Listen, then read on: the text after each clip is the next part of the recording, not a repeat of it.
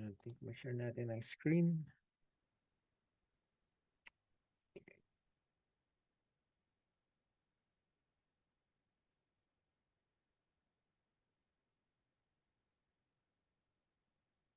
Marami sa mga kasama natin hindi naka-join. Different reasons. But for us, we're here. We're glad when two or three are gathered. God is in our midst. Okay, 18 installments. Part 18 po ang Book of James. And this is the 5th chapter, the last chapter of Book of James. And thank you for bearing with us through the whole 18 weeks, the past 18 weeks. Ating pong pag-aaral. So tonight po, it's about patience. Let's read from our main verse po ay verses 7-11 of chapter 5. 4 verses. Let's read this together. Yes, interaction po is always welcome. You can interject. You can ask questions, clarifications. All these things are welcome. So it's better as we move on na mas naintindihan ng lahat.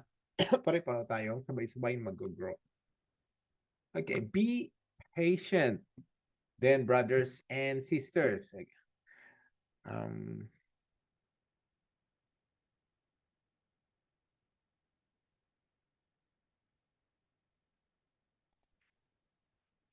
Be patient, brothers and sisters. So makikita niyo po, ang Book of James is again a reminder to everyone. This has been written to the believers, the believing Jews at the time. And James was so wonderful to teach them, even though sa kanilang spiritual growth, ay marami pa siyang tinutuligsa, ina-address ng mga bagay na dapat gawin at hindi gawin ng mga Kristiyano. So the book of James was written to the Christians back then, but it is also for us applicable. Sabi nga po, all scripture is God-breathed and it's useful for teaching, for our training, our righteousness, so that we can grow in the Lord. So, kita natin dito po, ayan po, brothers and sisters. Okay. Be patient. So akala natin po, when we receive the Holy Spirit, we have all the virtues that God wants us to possess. So be patient, brothers and sisters. So, what is this telling us? Meron pa rin mga Kristiyano, mga kapatiran na kulang sa perseverance, sa pagiging firm and steadfast, sa paghihintay ng mga bagay, sa kanilang prayers, sa kanilang spiritual growth, and even their relationship with other Christians. So James needs to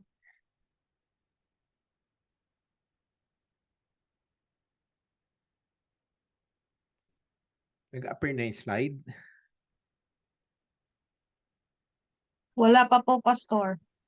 What's happening?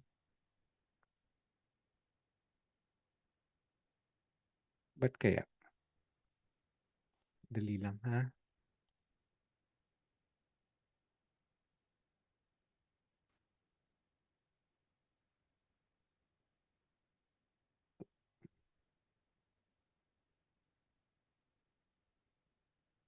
Ayan, meron na. Meron na po, Pastor. Nakikita ko na po yung Meron na, lablab? yung Yung iba meron na.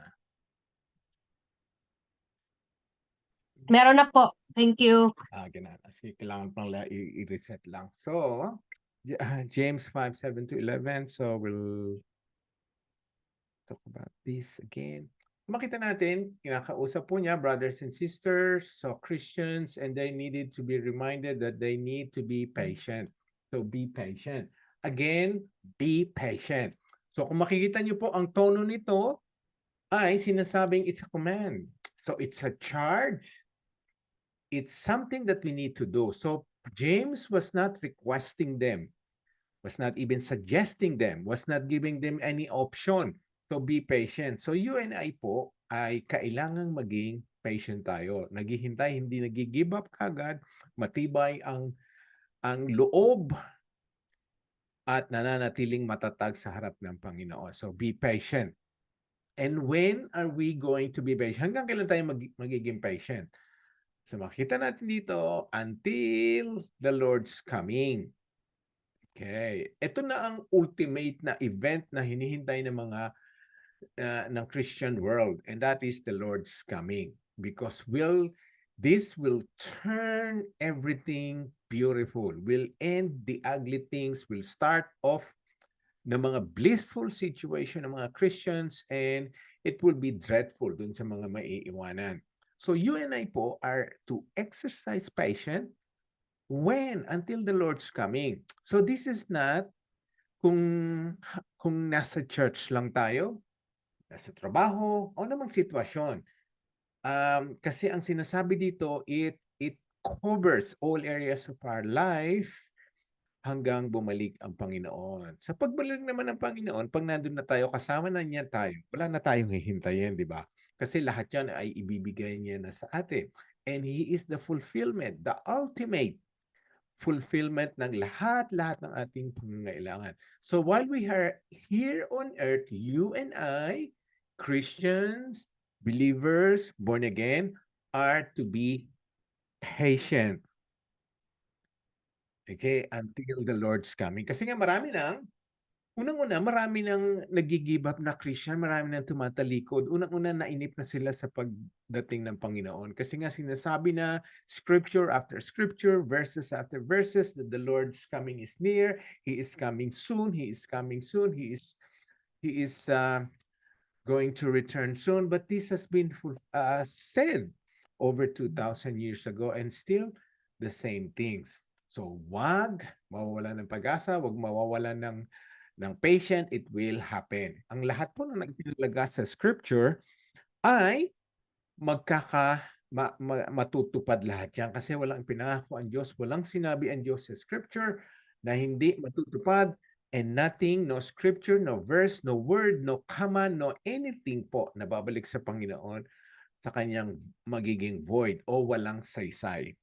Okay? So, we are to do this until the Lord's coming. Okay? And see po, makikita nyo po ang comparison. Let's make this clear. Be patient then, brothers and sisters, until the Lord's coming. See how the farmer waits for the land to yield its valuable crop patiently, waiting for the autumn and the spring rains. So makita natin ang magandang analogy, kinumpare ang mga Christian daw ay dapat maging katulad ng mga farmers. Farmers po ay ang mga taong nagtatanim, naghihintay. Okay. Hanggang tumubo at magkabunga at umani at makamtan niya ang dapat niya makamtan. So you and I po, we should have the attitude, the character of a farmer. So we sow, we wait, and we will see the result.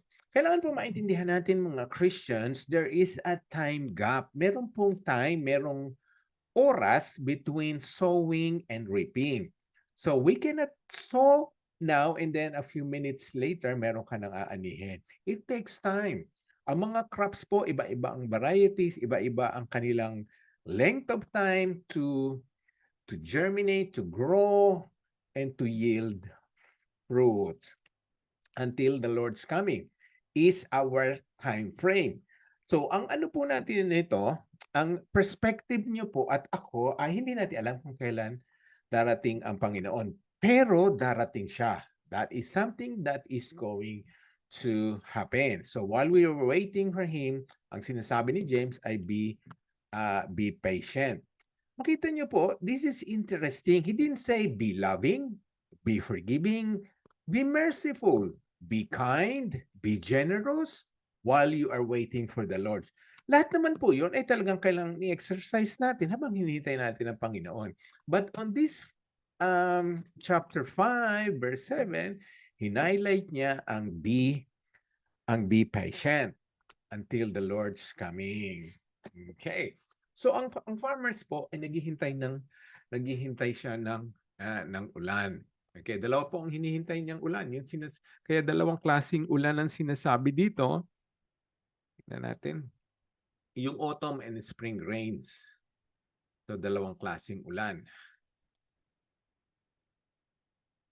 Okay, yung autumn ay yung pag nagtanim sila ay yung month na magkakaroon ng autumn rain kasi kailangan nilang mapalambot ang lupa at mabasa na kagad yung mga buto para mag-umpisa na silang tumubo. At pag nag-umpisa silang tumubo, pagkatapos ng autumn rain ay kailangan nila ng spring rain. Yun naman ay magsusustain doon sa growth ng tinanim nilang crop or ng seed. Okay, you and I po, rains in the Bible represents the Holy Spirit.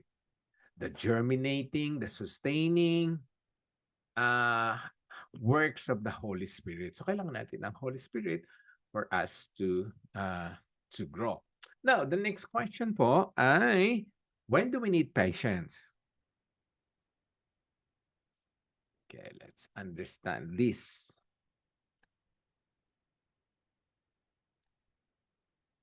Po, mahirap yung slide. Okay, patience is necessary in church life. Kaya nga, nung in-address ito ni James sa mga Christians, makikita natin ito ay kailangan natin sa buhay Kristiyano at lalong-lalo na po sa loob ng simbahan. Kasi ito dapat ang ating pong grounds na ang patience natin ay talagang napapairal, nakikita, nararamdaman, na-i-express ng bawat Kristiyano. Okay.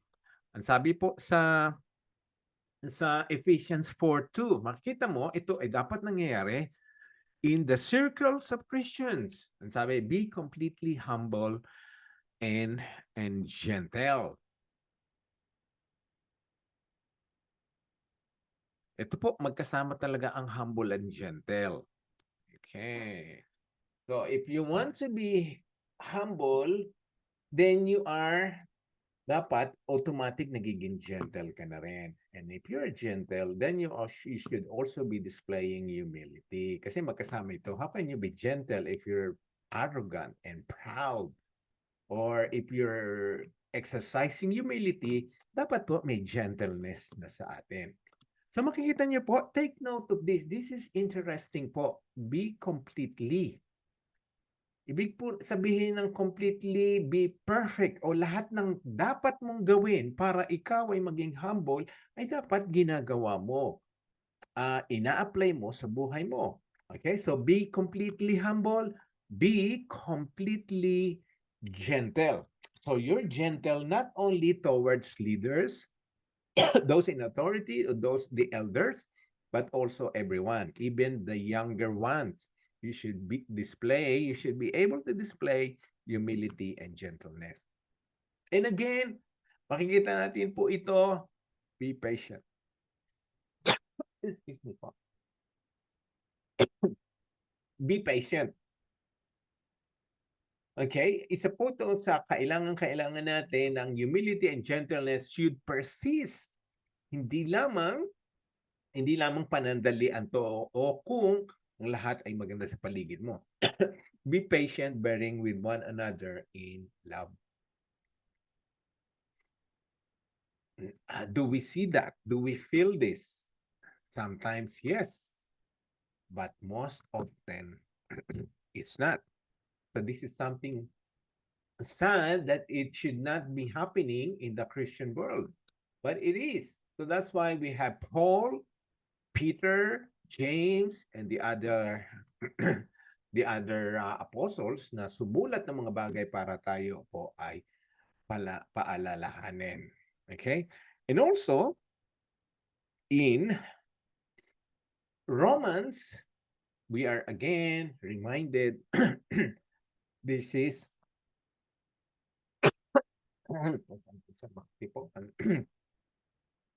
bear with me. We who are strong ought to be patient with the failings of the weak and not to please ourselves. Most of the times po kasi, ang mga Kristiyano, iba-iba ang level ng kanilang paglago. Ang maturity, ang spirituality. Ngayon, may mga pagkakataon naman, yung mga madali nang mag-grow, naging nag-mature kagad, marami nang nalaman kagad sa Bible, sa kanila naman po ay nagiging impatient na doon sa mga mabagal ang paglago o ang kanyang spirituality. So, ang sabi dito sa Romans, kayong mga strong, not strong physically, strong mentally, kundi strong Christians na.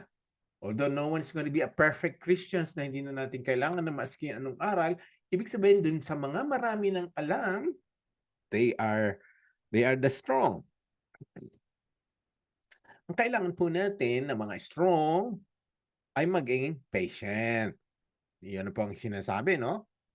Maging patient. Doon sa mga strong, marami ng alam, matagal ng Kristiyano, hindi sinasabing become leaders o take over or ikaw na ang mag-ayos ng lahat ng bagay. Ang unang sinasabi doon sa mga mature Christians na ay be patient. Be patient.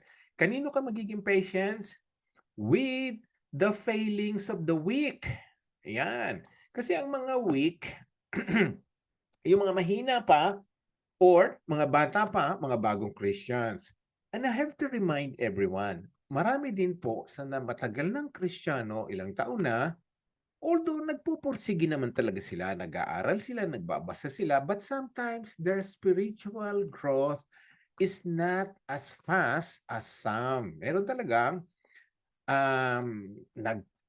magbabasa ng scripture, umaga, gabi, nagdarasal, sumasama na ma-attend ng church, but hindi pa rin katulad ng mga strong. Okay? Ang sabi, doon sa mga strong naman, be patient doon sa mga mabagal ang paglago nila. Kasi lalago din naman sila sa Panginoon. The Holy Spirit deals with us individually and differently. Hindi pare-pareho ang nagiging paglago natin. So again, Romans is written to the Christians. And Peter is reminding everyone, be patient po.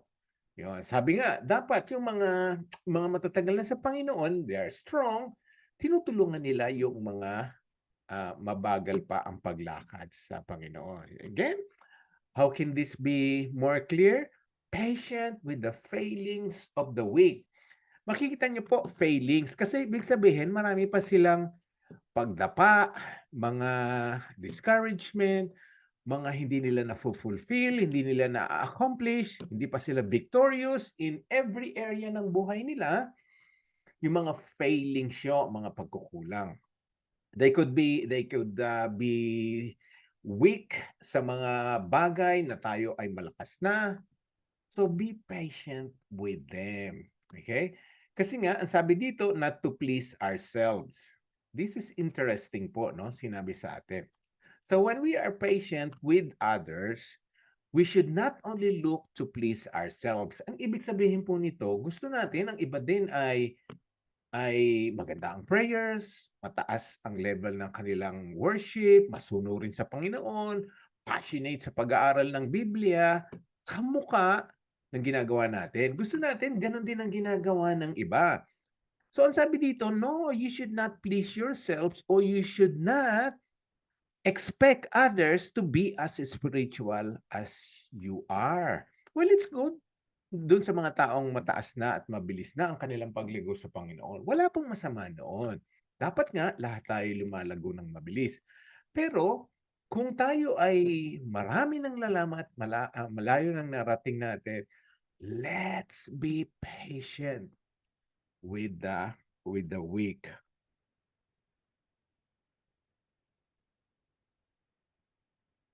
Kaya po, yung mga taong yun, sa kanila pong interpretation ng scripture, minsan po talaga na-out of context sila. It doesn't mean that uh, completely wrong or magiging masama na ang brand nila. No? Kasi po, may mga tao tayo na kahit matagal nang nagbabasa ng scripture, minsan po talaga mali ang application o mali ang context. Yun po ay hindi masama. Tutulungan lang natin silang lumago. Okay? Ang masama naman talaga ay yung mga taong talagang purposely dinidistort at tinutwist ang scripture. Kaya sabi po dito, the failings of the weak may involve the application, the interpretation of the scripture. So tulungan natin sila. Huwag naman natin pahin, huwag natin silang bigyan ng ng masamang branding kagad. Okay? And again, dito po sa Colossians, again, this is the word is be patient. So again, Colossians, church in Colossae. Okay, be patient with each other and forgive one another. Ito naman, forgive one another.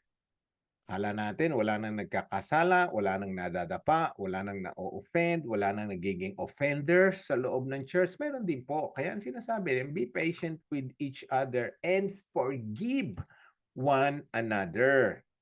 Okay? Kung meron daw kayong grievance against anyone, against someone, kayo po ay mag-exercise ng patience. Tayo ay mag-exercise ng patience kung tayo ay na-offend, merong something done or said against us. Our basis po na para maging patient sa kanila and forgiving, ito po, the last part. Because we also receive forgiveness and been forgiven by the Lord.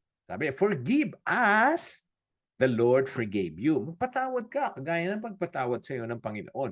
Although ang ginawa sa iyo ay hindi mo ginawa, it's the same thing. It's a sin. Iba-iba ang ginagawa nating kasalanan. Kung yung ginawa nating kasalanan na iba at ang iba naman ang ginawang kasalanan against us, it's the same thing po. It's a disobedience. It's something that has fallen short of the glory of God. Okay? So, these are scriptures reminding us Christians. Christians na po, mga mananampalataya na sa Panginoon. Okay? In 1 Thessalonians 5:14, we urge you, brothers and sisters. Makikita niyo naman, ito naman, church in Thessalonica. Again, these are scriptures, reminders, instructions, commands sa mga Christians na. Linaw-linaw po, brothers and sisters. Warn those who are idle. Ilang bagay po ang sinasabi o ina-address na grupo ng mga tao. Those who are idle, disruptive, the disheartened, the weak. Ayan. Sa loob po ng church, merong mga idol. Yung ibig sabihin po, hindi naman sila masyadong involved sa mga gawain sa loob ng church, sa mga ministries. Yun ang mga taong yun na kailangan din maging patient tayo. Huwag natin naman don't look down on them, doon sa mga taong hindi pa involved sa ministry, hindi pa mga tumutulong. God could be dealing with them internally. Okay? Kaya nga, ang magandang gawin natin sa kanila ay warn. Okay, ito po ay warn. Pagsabihan natin sila. Warn, lahat po ng ating dealing sa loob ng church, whether it's warning, rebuking, teaching, correcting, disciplining, they should be done out of love. Ang mission po natin, your mission and my mission, our missions, everyone's mission is for restorations. Hindi po yung ano na natin sila, ibibigyan na natin sila ng hopelessness. Parang hopeless na sila, you're doomed, you're no longer you're unforgivable, you're going to hell. Wala ka ng pag-asa. So warn them, those who are idle and disruptive. So dito po, this is interesting po. So makita niyo po to, pinagsama yung idle and disruptive. Karamihan po kasi ng walang ginagawa, sila pa ang naghahasik ng gulo or ng pag-aaway-away. Kaya sabi, warn them. Warn them. So, for you, para maiwasan ang mga taong to be in disruptive mode, ay in-encourage talaga na ma-involve sa ministry. Para merong ginagawa. Kasi ang karamihan po, ang walang ginagawa ay yun po yung mga negative, mga critical, at nagkakaroon sila ng disruptive spirit. So we are to warn in a loving way. Okay? Now, yun naman pong mga disheartened, yung madaling magtampo, madaling masaktan, madaling ma-offend, malambot, sensitive, encourage natin sila. Okay? Encourage the disheartened. Huwag na natin dagdagan ang kanilang pagiging disheartened. Ang mahirap po kasi, ang malungkot, yung pong mga nadi-dishearten na, nalulungkot na, nawawalan na ng pag-asa, ay ginagatungan pa natin, dinadagdagan pa natin. Ang trabaho po natin, ang reaction natin dun sa mga disheartened, nawawalan ng pag-asa, nanghihina sa Panginoon, lumalayo sa Panginoon, parang nababawasan ang kanilang spirituality, unti-unti nang hindi natin nakikita. Okay, our job is to encourage them. Encourage them. How do you encourage the disheartened? Well, first, you need to pray for them. And if you have given the opportunity, counsel them in a loving way. Bigyan mo sila ng pag-asa, bigyan mo sila ng hope. And i-share mo ang word kasi nandoon talaga lahat ng promises about hope, about our inheritance, about our future, our eternity. So encourage them. Okay? Help the weak. Naman po, help the weak. Again, ito na naman po yung mga mahina pa sa Panginoon, whether matagal na sila, Kristiyano o hindi. Again, in the Christian walk, we need to help them. Not to look down on them, not to manipulate them. Kasi sabihin natin, oh, mas marami ako alam sa iyo na scripture, mas marami ako alam na Bible. Then we tend to dinidiktahan na natin sila or hindi na natin sila binibigyan ng maraming choices. So, we are to help them grow in the knowledge and fear of the Lord. So, lahat po ng klaseng tao sa loob ng church, whether they are idle, disruptive, disheartened, weak, ang sabi dito sa 1 Thessalonians is, again, ang subject po natin ngayong gabi, be patient with what? With everyone. So, kung sino man ito, whether it's a leader, members, new members, young people, elderly, senior, be patient with everyone. So, how beautiful is the book of James telling us to be patient while we're waiting for the return of the Lord. So, if you're been in this area na impatient tayo, nag-impatient tayo sa mga tao, then the scriptures, the studies tonight will help us realize, our eyes be open, na let's start to become more patient, more loving, more considerate sa ating pong kapatiran. Again, I'm going to repeat, not everyone is of the same spiritual levels. Iba-iba po ang dealing sa atin ng Holy Spirit, ng Panginoon. Iba-iba ang insight natin pag nagbabasa tayo ng scripture. So, tayo po lahat ay maging patient sa bawat isa. Okay, so far po, may questions, something to add about sa ating pong topic ngayon, sa ating pong Christian, sa church life po natin, kailangan natin ng patience. It is necessary in church life. It's something that we cannot take for granted. Dapat nga yun ang unang ma-develop sa atin, sa ating pong relationship sa bawat irregardless po ng ating giftings, ng ating pong talents, ng ating pong skills. Okay?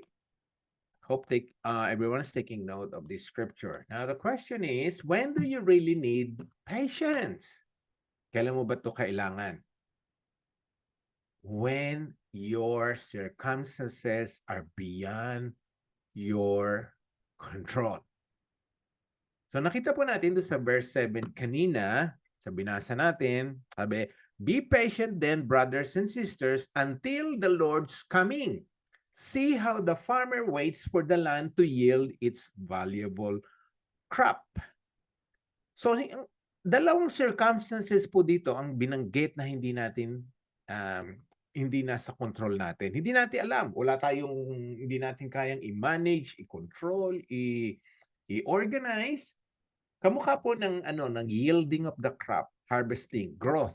And that is the Lord. Your job po at ang trabaho natin po, ako din, ay magtanim.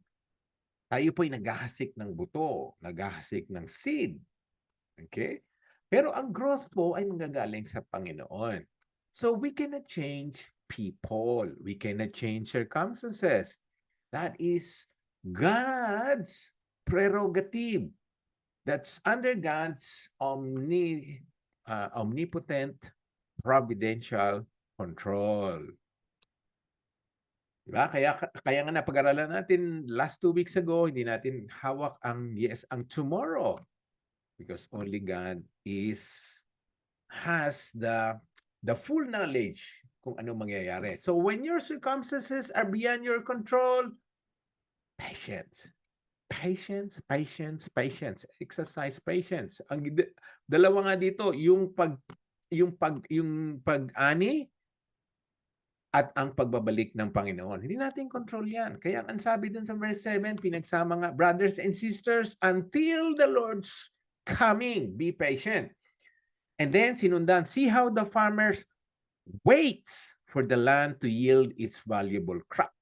Patiently waiting for the autumn and spring rain. Okay.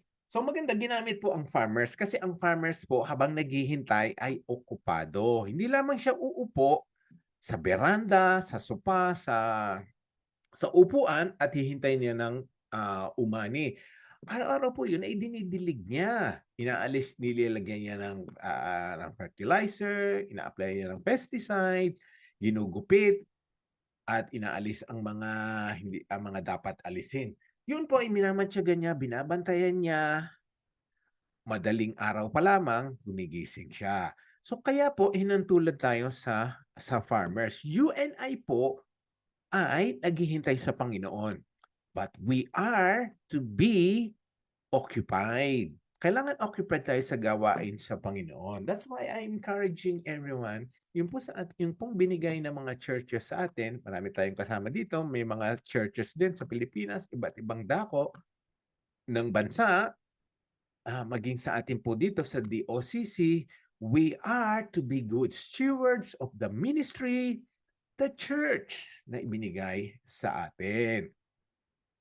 Habang hinihintay natin ang Panginoon, pangalagaan natin yon, mag-improve natin kung anong dapat nating improve, contribute natin kung anong ating i-contribute.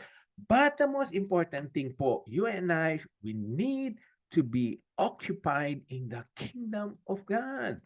Yun po ang ating unahin. Yun ang ating pagpursigihan.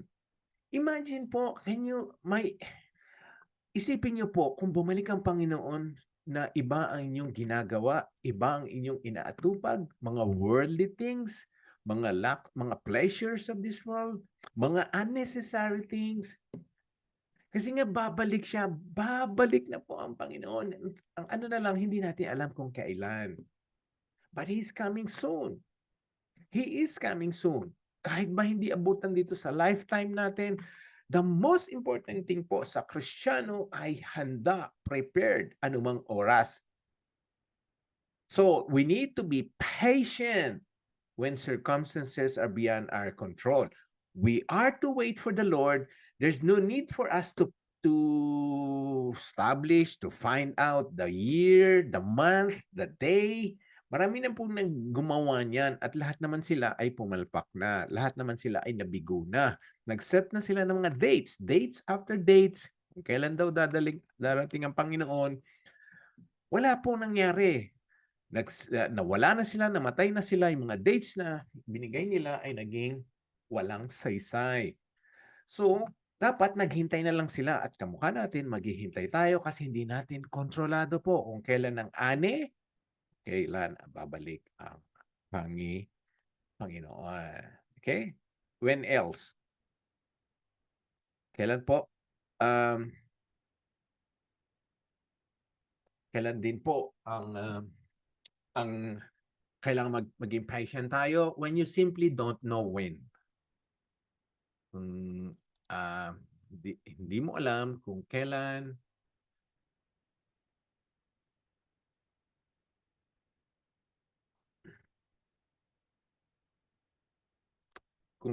babalik ang Panginoon. Kung kailan mangyayari ang mga bagay or when the heaven is silent. Kaya nga doon din po sa verse 7 ay nabasa din natin noon na naghihintay ang farmer ng pag-ulan. Ang pag-ulan po ay galing sa langit. God causes rain. God is the one causing the rain. Siya po ang nagbibigay sa atin ng ulan. Okay? So, analogy po ito. Marami tayong prayers. Marami tayong hinihintay na sagot galing sa taas.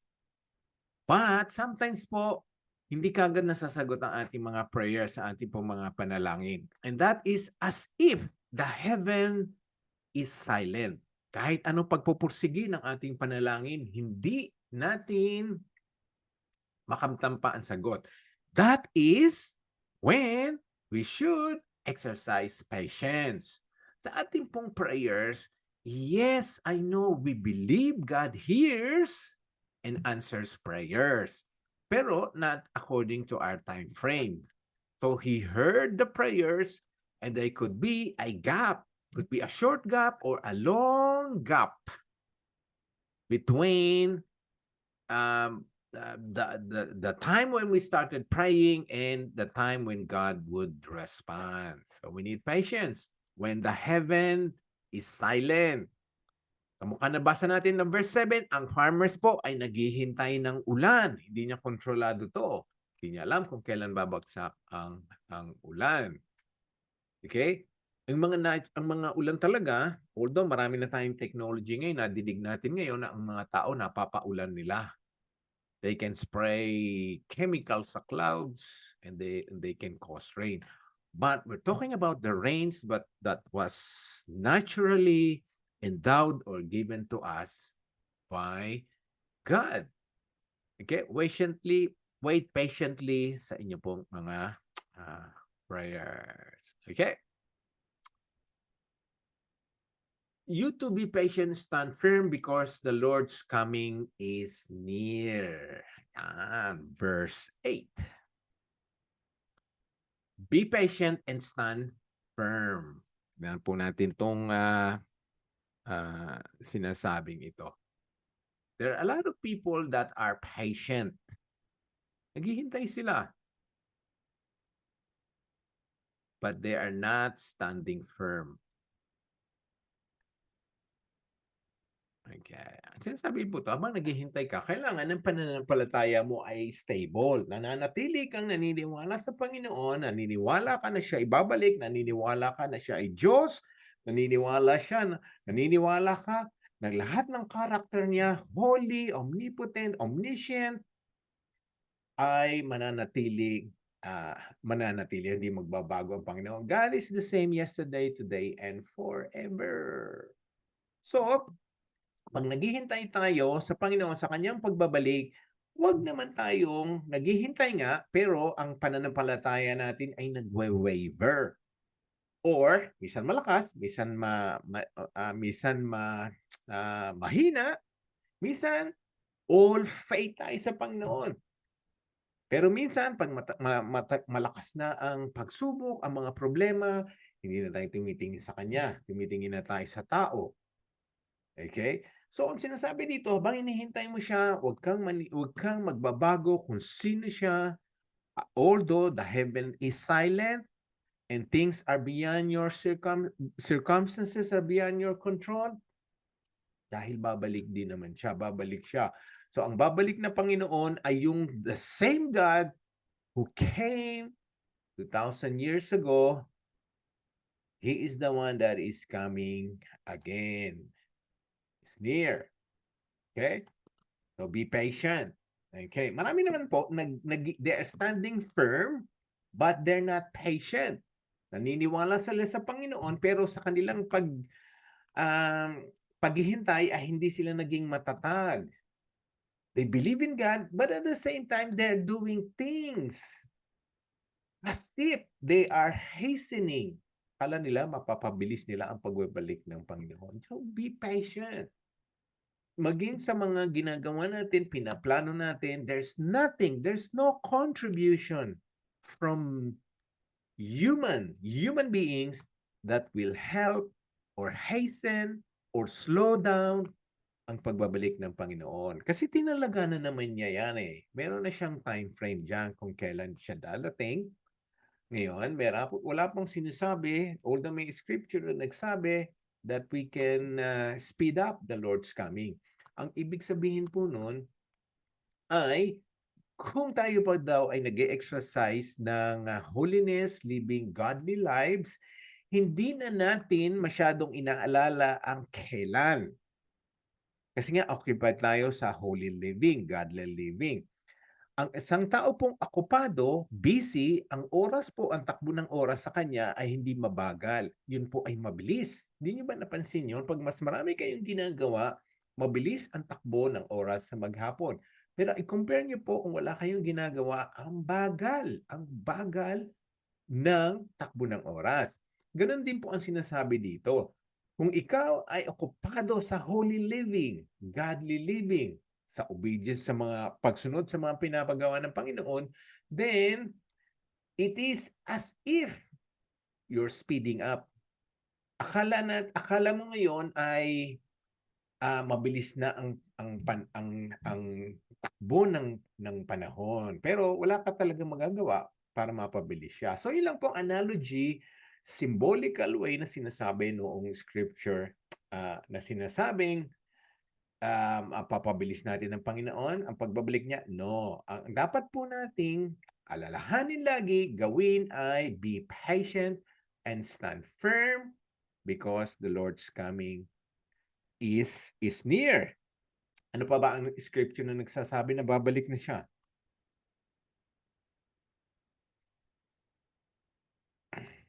This is when we should exercise patience po. Okay? When you simply don't know when. Kaya ang sabi po dun sa verse 8, you too be patient and stand firm because the Lord's coming is near. Ito ang isang bagay na kailangan natin. Patience po. Patience, patience, patience.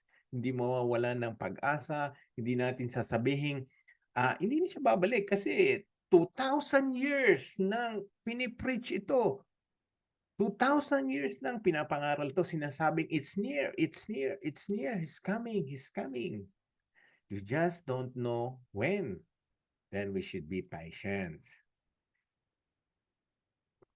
Kasi nga, sabi sa Romans 13:12, the night is nearly over, the day is almost here, so let us put aside the deeds of darkness and put on the armor of light.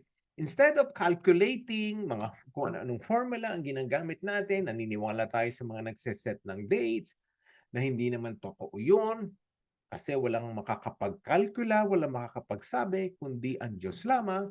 Ang dapat akupahan natin ay ito po, let us put aside deeds of darkness. Kasi ang gabi ay malapit nang magliwanag and put on the armor of light. Ibig sabihin po, isuot natin ang kasuutan na mag-i-inimit tayo ng kabutihan, light, holiness, goodness, godliness. Yung mga gawaing ng liwanag. Put aside na daw po ang mga kasalanan, deeds of darkness, wickedness, ungodliness. Kasi you don't want to be found by God when He returns unexpectedly na kung ano-ano ang ginagawa natin. Kaya nga, let's be occupied with ministry works, with church works. I'm not saying wag na tayo magtrabaho. I'm not saying wag na natin asikasuhin ang ating mga anak, ang ating pamilya. Yes, kailangan din po yon. But, see to it po na ang ginagawa din natin ay ang mga bagay na hinabilin sa atin ng Panginoon. Okay? So, kailangan po ang ating involvement sa mundo, sa mga kasayahan, mga parties, mga unholy and worldly celebrations. Hindi naman po natin kailangan yan. I'm not saying po na wag na tayong magsaya. Yes. But, let's not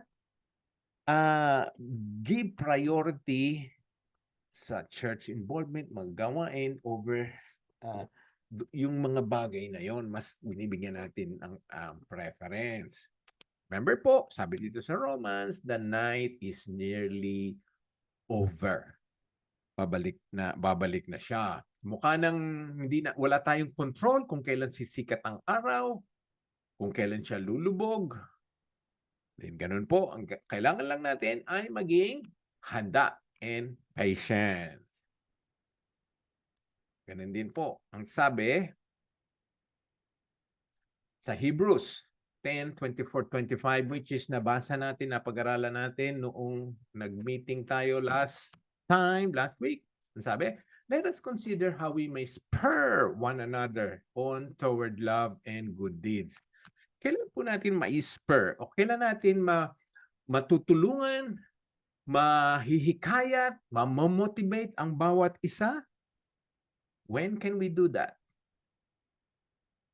When can we spur or when can we motivate one another towards love and good deeds? Kung tayo po ay nasa church. Hebrews is addressing the works that must be done for Christians who have home church. Kailangan po talaga, importante po na may home church tayo. At pagka ibinigay na sa atin ng Panginoon ng home church, whether your home church na talagang doon ka nilid ng Panginoon, then serve there faithfully kung saan ka ilid ng Panginoon. Okay? I'm not saying it's only at DOCC.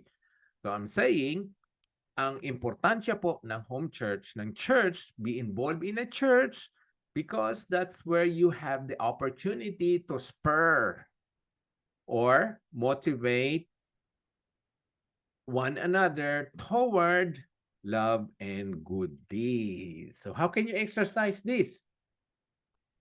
When you're out there in the world or when you don't have a fellowship, a home church, a Christian circle na magagawa mo ang mga bagay nito. Kaya nga, ang sabi dito sa Hebrews, makikita nyo po na hindi idea ko yon or yun ang concept ko lang na kailangan may home church ka, kailangan meron kang permanent fellowship, circle of friends.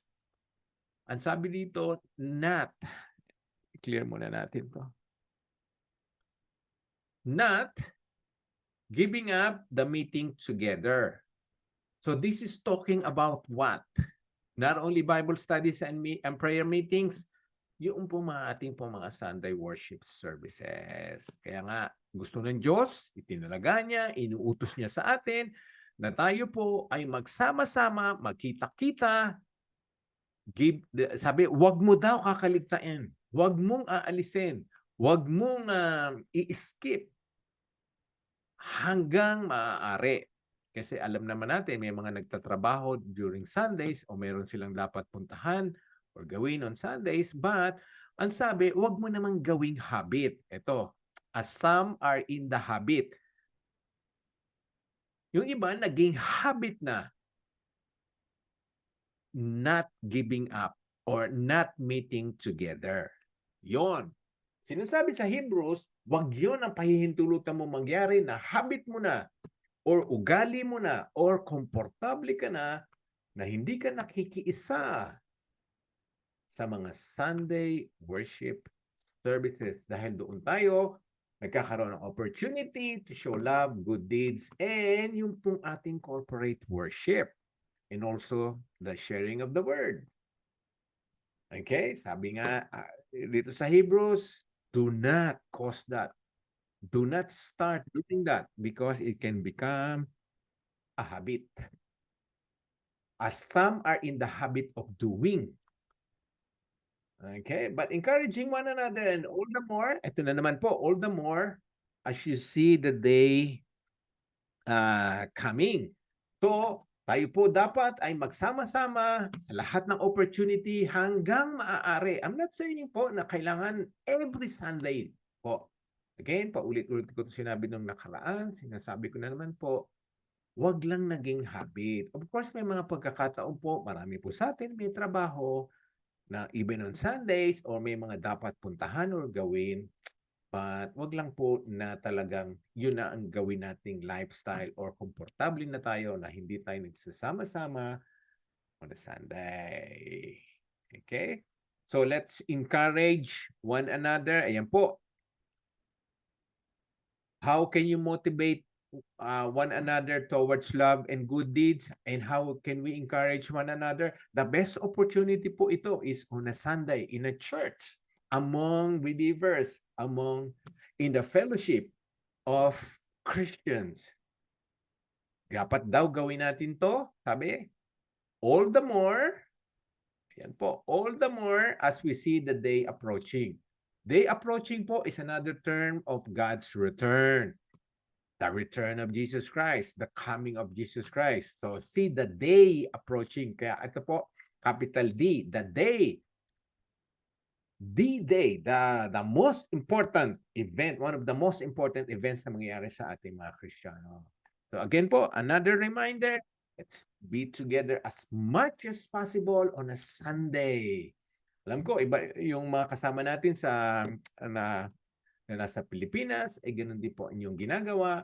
So it's the same encourage po sa inyo. Nasama-sama tayo as much as possible on a Sunday. Kaya po, meron din po tayong mga technologies na ngayon na pinagpala tayo. Meron na tayo, we can live stream church services, Facebook, Zoom. So pwede tayong umatin. Not even, kung hindi natin kaya physically, then we can do it virtually. Di ba maganda din po yon? Na nakakasama natin maski live streaming lamang o iba't ibang platform, social media platform na pinapahintulutan ang live worship services be broadcast in any parts of the world. Okay, so not giving up meeting together, it can be done physically and also virtually. Bakit ipapahintulot ng Panginoon na ma-develop ang mga technology na ito kung ayaw naman niyang paggamit ito? Kaya nga, pinahintulot niya ito ay ma-develop. Meron tayong technology ngayon so that we can use and not have any more excuse not to be with one another on Sundays or on days of worship.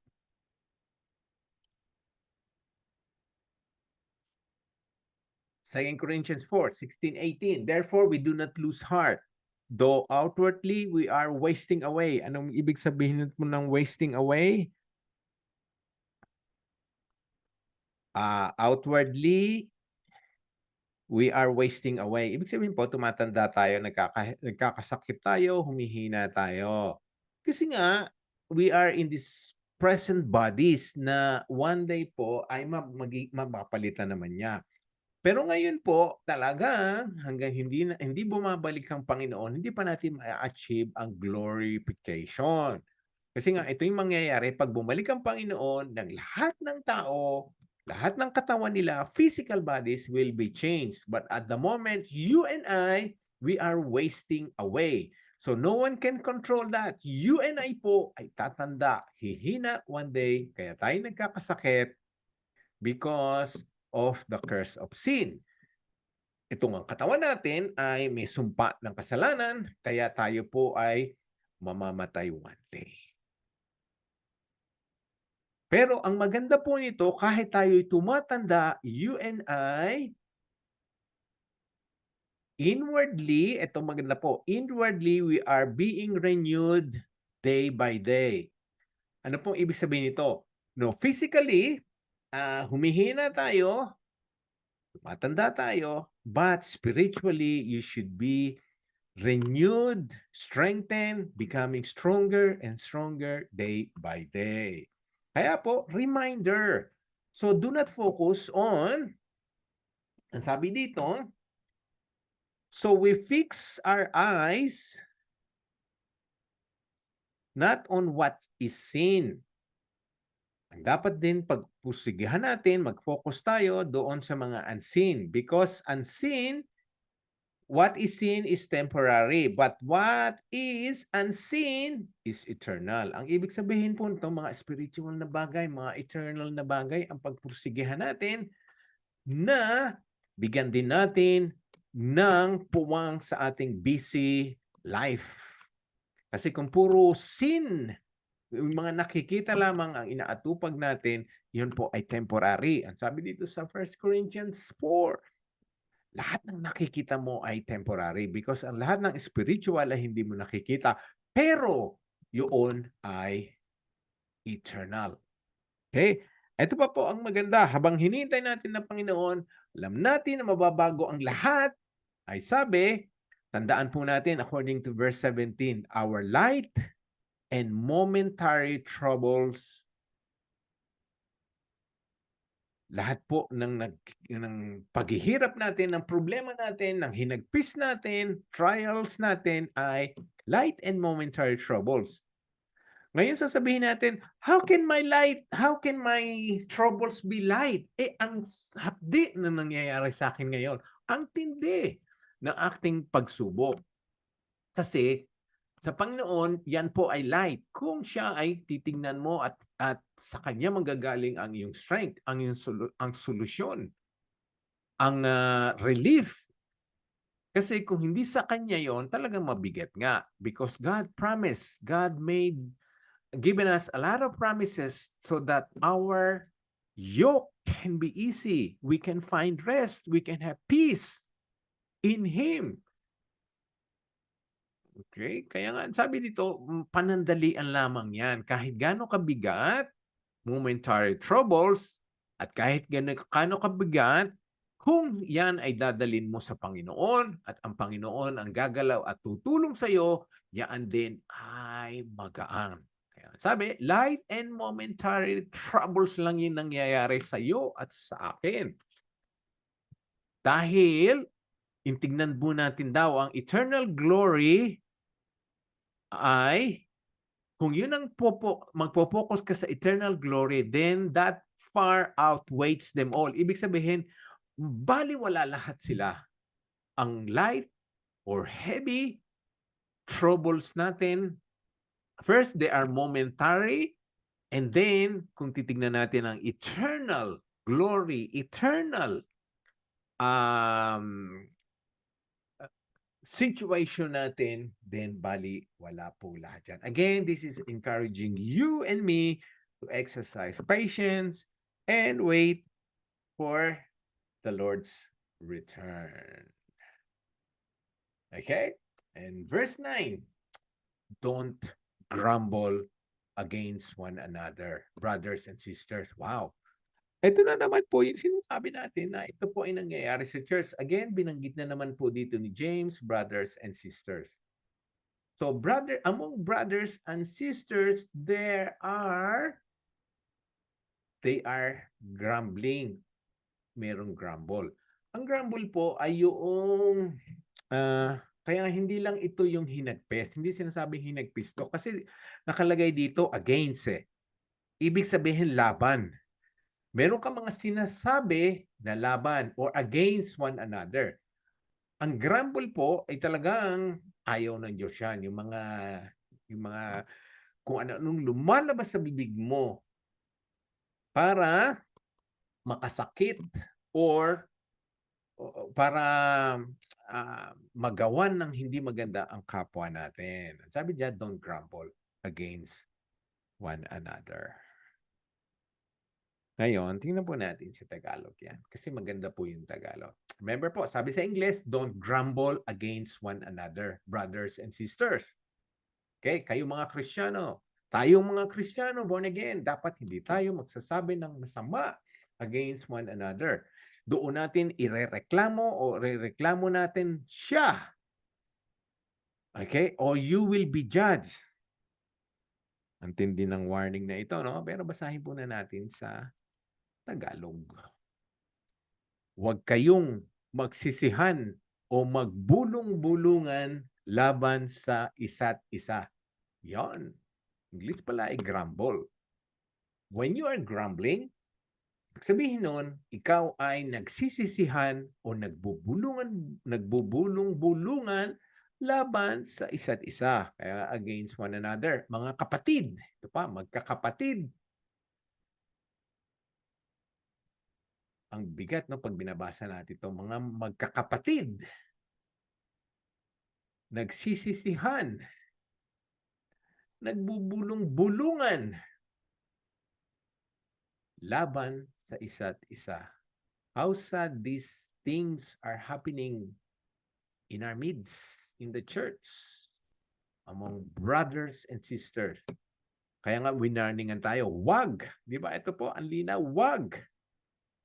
Hindi sinasabi ni James, pwede ba? Please. Kung maaari sana. Sabi niya, wag. Matindi po yan. Wag. Don't.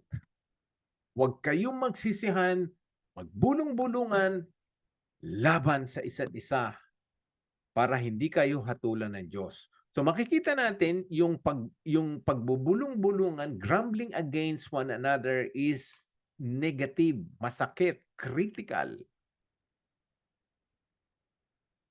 Dahil yun po ay maghahantong sa paghahatol ng Panginoon, sabi. Para hindi kayo hatulan, itigil nyo, huwag nyong gawin, huwag nyong umpisahan. Kung nangyayari man, itigil na. Again, malapit nang dumating ang Panginoon. O malapit nang dumating ang hukom. Sino ba ang hukom? Sino ang judge? Jesus Christ is judge. Sabi ng Panginoong Ama, ibinigay niya ang lahat ng paghuhukom sa anak. So Jesus Christ is the ultimate and the final judge. Darating na po siya.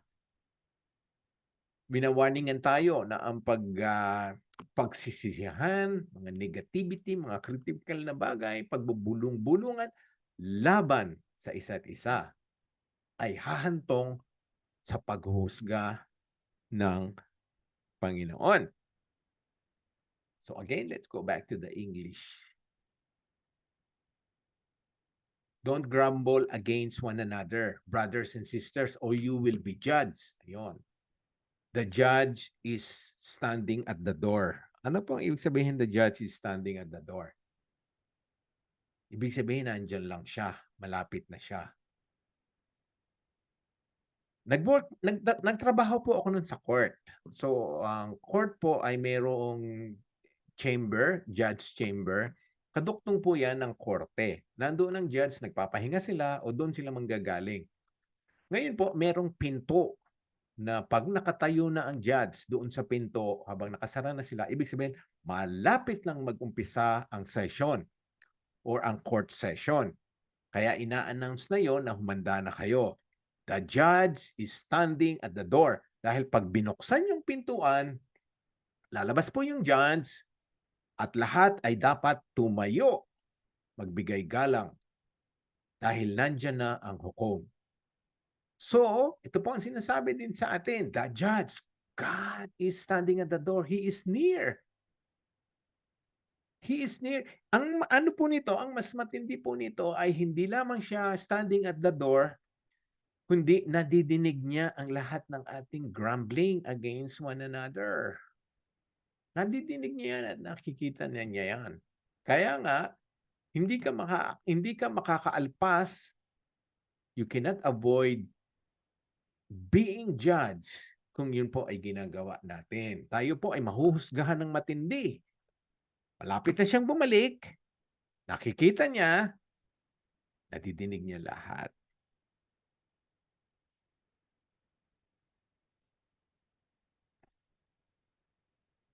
Okay, so next question po. When do you really need patience? When there are great tests.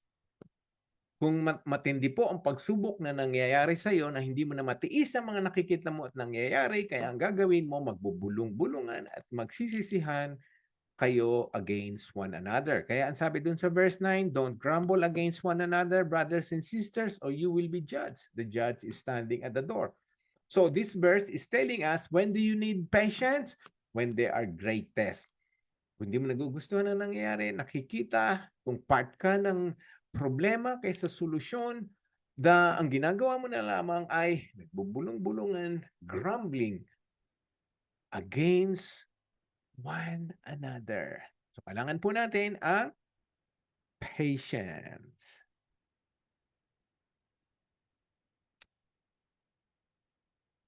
And verse 10, brothers and sisters, as an example of patience in the face of suffering, take the prophets who spoke in the name of the Lord. Kaya ang sabi, pinapaalalahanan tayo ni James, tignan nyo ang mga example ng yung mga prophets natin nung nakaraan. Ibig sabihin, the biblical characters na nabasa natin sa scriptures, sila Isaiah, sila Jeremiah, sila Moses, sila Abraham, si David, si Daniel, yun po yung mga nakatikim sila ng suffering. Pero naalpasan nila yon or natiis nila. God didn't save them. God didn't cause them not to experience those things, but God was with them. Okay? Kailangan din po doon, sabi dito, as an example, yung mga buhay nila ay naging example ng patience sa atin. Nabasa natin. Mukha ni Daniel, ni Joseph. Kahit po wala silang kasalanan, ay nag-suffer sila. So makikita po natin dito na kahit ikaw ay sumusunod sa Panginoon, ikaw ay nasa presensya ng Panginoon, you can still suffer. So it doesn't mean na dahil yon sa kasalanan mo, kundi God allows those things because that was done in the name of the Lord, sa pamamagitan ng Panginoon, yun ay pinahintulot niya para what? For testings, para ma-develop ang ating perseverance, ang ating tenacity, ang ating faith. Yun ay pinahintulot ng Panginoon na mangyari at matikman ng marami. Kaya nga po, when do you really need patience? When under great suffering. Kung ikaw doon po ay nakakatikim kaya iba po yung test at saka suffering. Test kasi yung nagkakaroon ka ng opportunity na magkasala o mag-yield sa temptation. Ngayon yung suffering naman po ay kung dumadanas ka ng paghihirap, not necessarily, not always because of sin, it's because God ordained or allowed those things. Mga suffering. Sabi dun sa verse 10, na binasa natin kanina, brothers and sisters, as an example of patience in the face of sufferings, take the prophets who spoke in the name of the Lord. Basahin natin, gayahin natin, tingnan natin ang mga ginawa nila, naging ehemplo nila para sa atin, at makikita natin doon ay nag-exercise talaga sila ng patience. Okay? And verse 11, the last verse, as you know, we count as blessed those who have persevered. Okay, so kailan pala nagiging blessing sa atin ang suffering? Kung tayo po ay nag-persevere, kung di tayo nag-give up. Yan. Kaya ang iba, nakatikim ng mahahapdi sa buhay, pero hindi sila nag-persevere. So the blessing didn't come. Kasi ang sabi dito, blessed are those who have persevered. Again, ano kailangan mo dyan? Patience. Patience in the midst of suffering. Binigay nga sa atin, example, ang buhay ni Job. Ang Job ay nag-persevere siya in great trials. Nakita natin talaga yung hapdi na natikman niya, buong katawan, buong pamilya, mga anak, ari-arian, ay lahat pinahintulutan ng Diyos na masira, makuha, mamatay. Okay? Pero nakita natin, kung binasa natin yon, we must have seen what the Lord finally brought about. So, nung maghirap, pinahintulutan ng Panginoon na matikman ni Job ang paghihirap, ano po ang ginawa ng Panginoon? Pagkatapos, ibinalik niya ang lahat ng ninakaw kay Job at mas higit pa. Why? Because the Lord is full of compassion and mercy. Hindi niya pababayaan na ikaw ay makatikim ng pagsubok na nag-exercise ka ng patience na hindi mo kaya because He is compassionate and merciful. Okay? So, kailangan po talaga natin mag-persevere and be patient. Kaya nga po sa DOCC, and I hope the rest of na umaattend dito, maintindihan nila that DOCC, the church is a young church.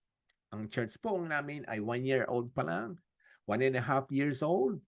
So it's a young church, hindi pa natin nakikita talaga ang growth. Ang hinahanap natin, what we need to do is persevere. So hintayin po natin ang ulan, kagaya po ng farmer. Kasi pag dumating po ang ulan, God will cause the growth. All we need to do is continue to support the OCC. Ganun din po ang mga kasama natin dito sa inyo. Continue to support the church you are in. If you're a pastor, continue shepherding the church. Kung halimbawa may hinihintay kayong pagbabago, paglago, darating po yan. Nag-aralan natin ngayong gabi, darating ang ulan who would cause the growth. Kanino galing ang ulan? Sa Diyos, sa langit. It's God who will cause the growth. Magagawa lang po natin is to pray for growth, pray for steadfastness, o kung anumang bagay ang gusto nating makita sa church natin. It will happen one day. Ano po ang kailangan natin? Patience. We are not seeing things that we want to see in our church ngayon. So, ang kailangan po natin, let's continue to support the churches that has been given to us, where you and I have been placed. Kasi alam na natin, napag-aralan natin, walang mangyayari sa buhay mo at sa buhay ko na hindi nilalaga ng Diyos. Walang event na mangyayari na outside His providential control. So kung nasaan ka man ngayon, kung anong church ka involved ngayon, kung anong congregation ang iyong pinapastolan ngayon, kung saan man tayo miyembro ngayon, itinalaga ng Diyos yan. So, dapat po mag-exercise tayo ng patience. Kasi kung binigay ng Diyos, yan po ay lalago. Lalago yan. Hintayin natin ng rain. Let's wait for the latter rain. Asip, para po kasi ngayon, parang makikita natin, parang the heaven is silent over the OCC o doon sa mga church na nasaan man kayo ngayon.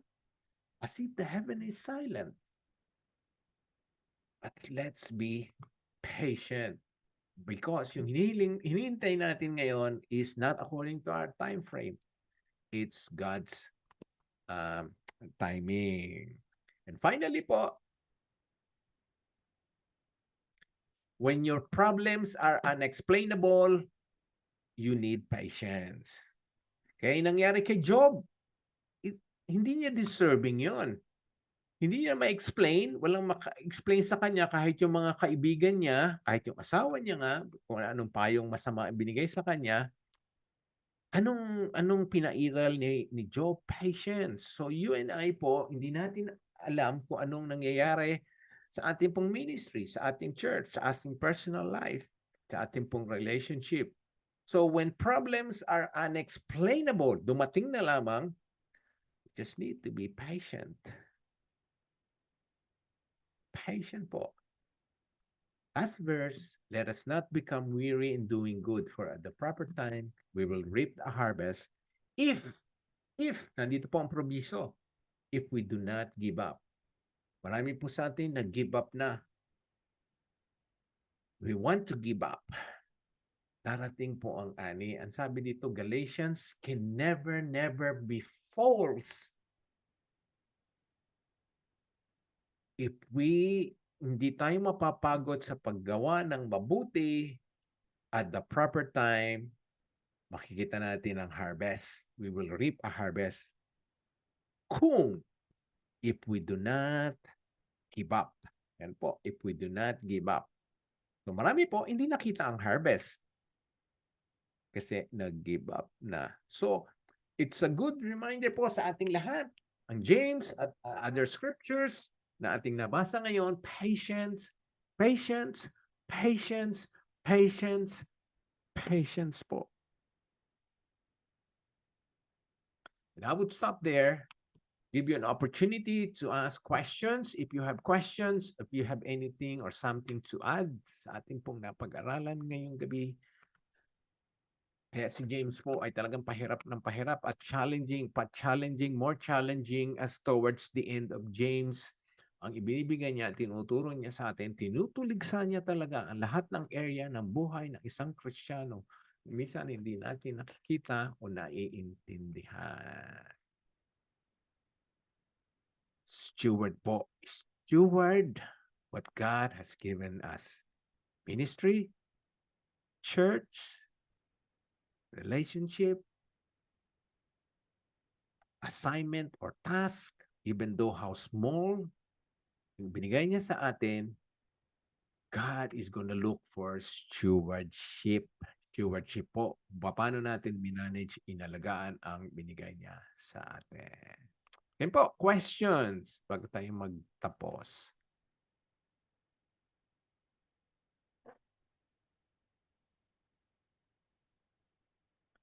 No one has question po. So it's a great challenge po sa inyo ang pagbabalik ng Panginoon. Sa lahat ng ito, isaalang-alang natin. Mahirap, nakakapagod, I wanna give up, I wanna go, I wanna leave, I wanna change. Ito po, ilang paulit-ulit na binasa natin ngayong gabi, darating na siya. He's coming soon. The Lord's Day is going to be soon. So kung yun ang isa sa alang-alang natin, hindi tayo talaga magbabago, hindi tayo kagad aalis, mag-give up, or mag-change ng anumang bagay. At pangangalaga natin, binigay natin sa Kanya because we want ourselves to be found by God when He returns, na okupado tayo sa gawain sa Kanyang church, sa Kanyang kingdom, sa Kanya pong mga ministry na ibinigay sa atin. Okay? Kasi po ito isang magandang bagay po, ang pagbabalik ng Panginoon, pag bumalik na siya at hindi tayo handa, ito po ang masakit. You don't have any more second chance. This is an event na pag nangyari na, wala ka ng second chance. It's unlike po, pag nag-birthday ang isang kaibigan natin na hindi tayo naka-attend doon, whether it's a family members, kung nag-birthday si nanay, nag-birthday si Mrs. o si ang anak, so mister, kung nag-birthday siya na hindi natin na-attenan, kasi nga for so many other reasons, meron pa naman susunod na birthday, di ba? O anniversary, may susunod pa yon. Kung hindi tayo nakapaghanda, hindi tayo nakadalo, hindi tayo naging handa, hindi tayo naging ready. But the Lord's return is once, isa lamang po, event na yan. Kailangan maging ready po tayo kasi there's no more second chance. There's no more second birthday or second anniversary na pwede tayong bumawi. Kaya nga ang sabi nun, di ba, pagka hindi tayo naka-attend, sige, babawi ako next year o babawi ako next time. We cannot say this to the Lord. If we miss God's return, cannot say to Him na, Lord, babawi ako next time because there's no next time. All we need to do is be ready. Again, I'm going to give opportunity for anyone to ask question. Pastor, may hindi ito question, may dadagdag lang ako Kasi po, ah, ah, yung patient kasi, ang kuan niyan, like say, maghihintay. But there's another word sa kuan ko na idadagdag is obedient. Kasi, walang kuan yung maghihintay ka ng ilang taon, ilang buwan, kung hindi mo inobey ang word of God. So, kailangan mo i-obey din yung word of God. Kasi, hindi mo yan siya pwedeng ihiwalay Kailangan nandun yung kuan yung dalawa na yan. Si Job, hindi siya naghintay for kuan lang, patient. But he obeyed the word of God. That's why yung reward niya, binalik sa kanya lahat. Kasi kung naghintay lang siya, wala siyang ginawa doon, kasi nakuhan ko yan kay Brother John nakalimutan ko na yung verse na yung tatlong kaibigan niya So, kung hindi niya yun inobey yung word of God na yun, ang kuha ni Job, hindi kahit na ilang taon pa siyang magkuhan hindi rin walang reward sa kanyang patient kasi yung word of God talaga is obedience. Kasi kung tatanungin ko yung sa akin if the Jesus Christ coming back, the first thing he question me, did you obey my word? Kasi hindi naman siya kailangan sabihin na did you have patient waiting on me? Kasi meron din yan na Lord, Lord, I do anything for you, I do this ministry, I do this one. But in the background is not obeying God's word. So, yun nga sa kuan din po, i-add ko lang yung sa Thessalonian 1:15. Ano yun? 5:14? 5:14 po yung pastor. Yung Ang binasa ko kuan po kanina. doon, yes po, ang marami po kasi sa church na kahit sa church, yung ideal po, yung church grower lang, yung pumupunta lang doon na ah yung kuwan lang, fellowship. But yung again, obeying the word of God, wala doon Kung nakapokus ba siya sa sermon o is just another Sunday, di ba po? Ang kuwan doon talaga is parang i-connect mo yung dalawa na yun sa ano ba yung Romans na binasa din na yung strong and weak. Yung strong naman, iti-teach niya yung weak kasi nasa Bible din, you need to share your knowledge. So kung mataas ka na sa founded ka na talaga sa Word of God, you need to share it sa mahina. So example ko lang yung discipleship namin na dito sa Sydney. Our discipleship is so weak na we need another person who is founded by the Word of God, which is si Brother June. Yung sumali si Brother June sa amin, I testimony ko to si Brother Ronel, ang laking improvement.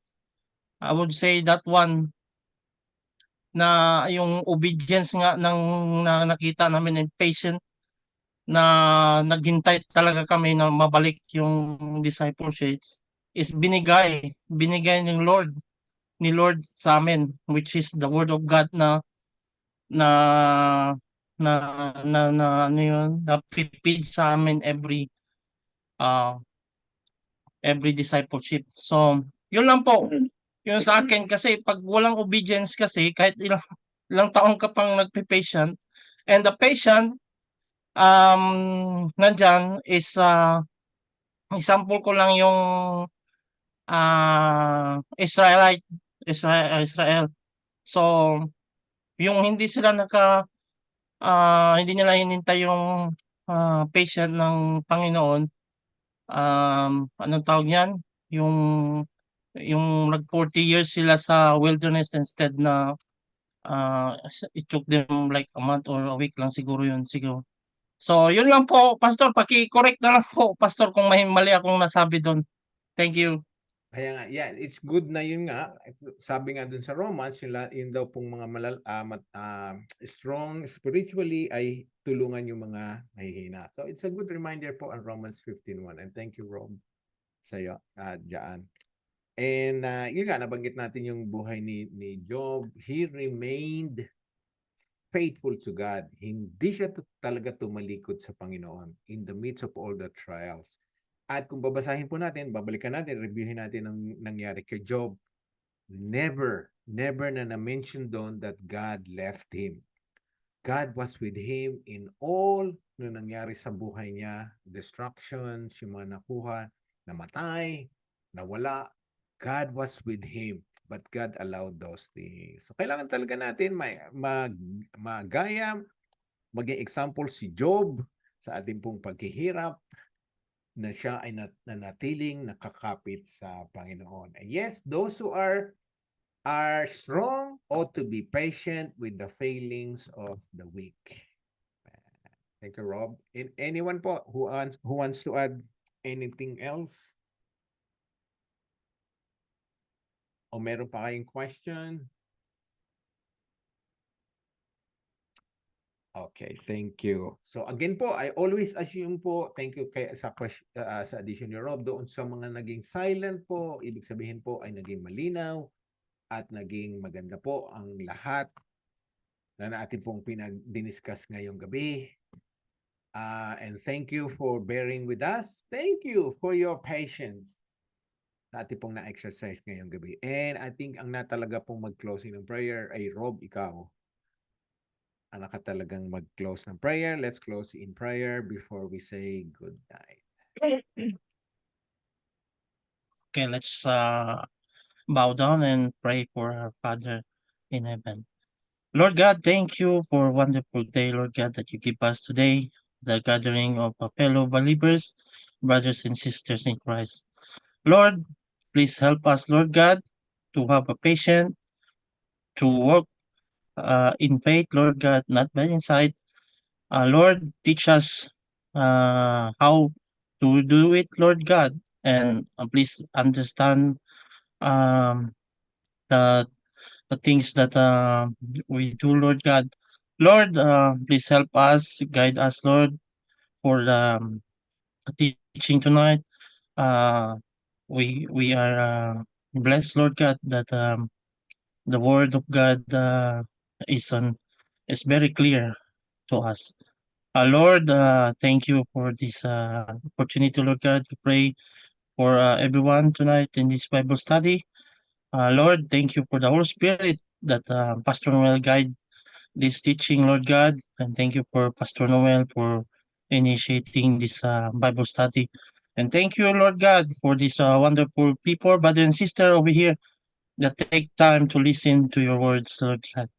Lord, give us a relaxation tonight, Lord God, that tomorrow we're back, Lord God, full of energy, full of wisdom, and full of strength, Lord God. Guide us, Lord God, in Jesus' name, amen. Thank you, Rob. Thanks for the prayer. Okay, let's recite our benediction before we say good night. May the God of hope fill you with all joy and peace as you trust in Him, so that you may overflow with hope by the power of the Holy Spirit. The Lord will keep you from from all He evil. will keep He your will life. keep your life. The Lord The will Lord keep will your keep your going out out and your and coming coming in in from this time forth and forever. forevermore. Finally, may the God May of the God of endurance endurance and encouragement grant grant you to live you to in live in such such harmony harmony with one with one another, another, in in accord with accord with Christ Christ Jesus, Jesus, that that together together you may with one with voice one voice glorify the God glorify the and God Father and of our Father of Lord our Lord Jesus Jesus. Christ. Night, everyone. But let's take this opportunity for a group photo doon sa mga willing mag-turn on ng cameras. Thank you again, Pastor Abraham, for joining us. Sa ating po mga brothers and sisters from the Philippines, thank you. Sa mga nandito sa Australia at Sydney at Canberra, thank you. Sino po mangunguha? Si Rayda? Yes po. Okay. Picture po tayo. Ready? 1, 2, 3, smile. Smile, smile, smile. Another one. 1, 2, 3, smile. Thank you po, Pastor. Thank you. Ay, hindi ko na patay record.